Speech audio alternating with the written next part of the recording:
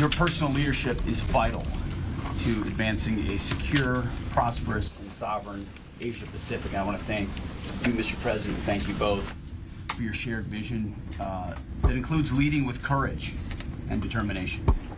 Our storied alliance has never been stronger or more essential than it is today. And together we remain committed to the Mutual Defense Treaty.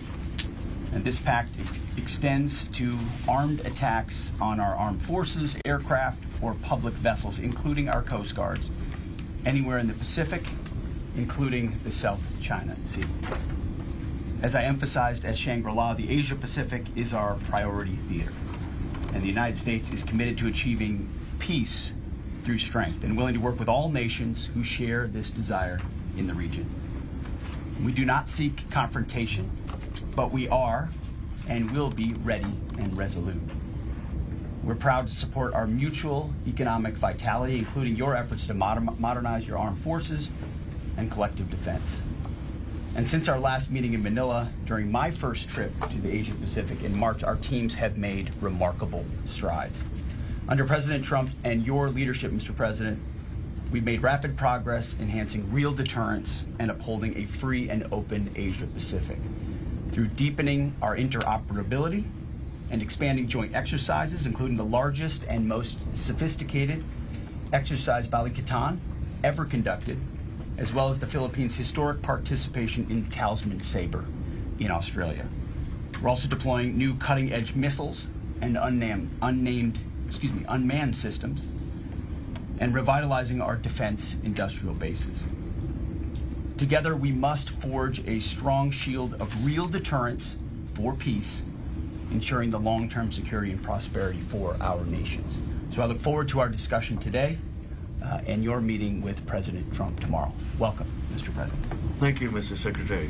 Thank you once again. It's a very great pleasure to be with you and to meet with you once again after your visit to us in Manila. It was the visit, turns out, your visit to Manila became a very strong message and very symbolic message of the continuing partnership between the Philippines and the United States, not only on defense and security, not only in the defense and security sector, but in all other fields. It has been described before, you cannot limit Philippine-American relationship to one dimension, because of the length of time that we have been partners. The evolution of that partnership has really encompassed all kinds of other areas, starting from the people to the G to G to all. I cannot think actually of an area of cooperation where the United States and the Philippines are not involved.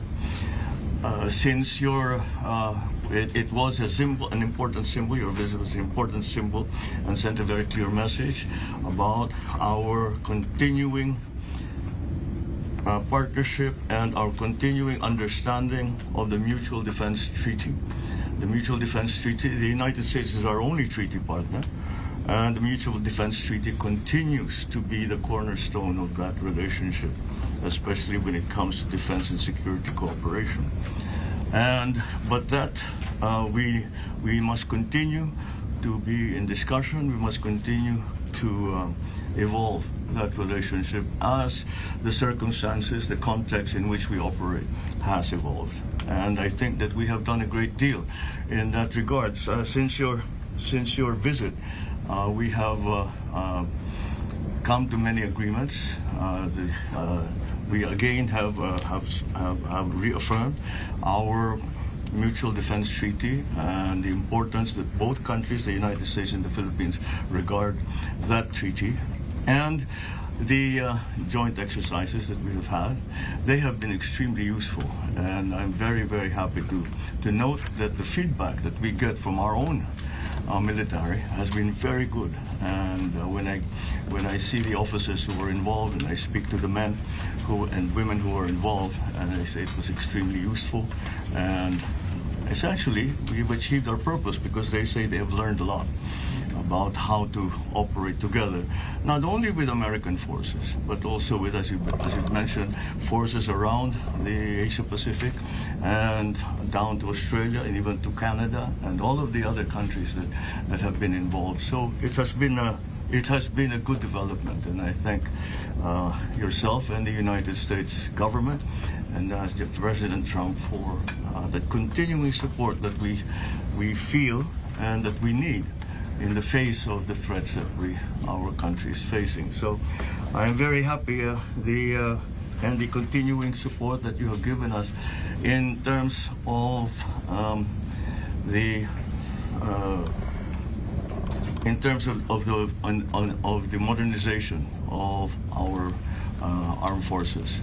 Again, that forms a very, very important part of that relationship. And again, it is the proper response considering the challenges, let me put it that way, the challenges that we face in the Philippines specifically vis-a-vis the changing geopolitical forces and the political developments around our part of the world. But again, I believe that our alliance, the United States and the Philippines, have formed a great part in terms of preserving the peace, in terms of preserving the stability of the South China Sea, but I would even go as far as to say in the entire Indo-Pacific region. And we are always very, very happy to continue to strengthen that relationship, and we look forward to the coming discussions between our two governments and the results that I am certain that we will find at the end of those discussions. So thank you once again, Mr. Secretary. Well, thank you, Mr. President. Appreciate it. Thank you. Thank you, President. Thank you, President. Thank you. Thank you, President. Thank you.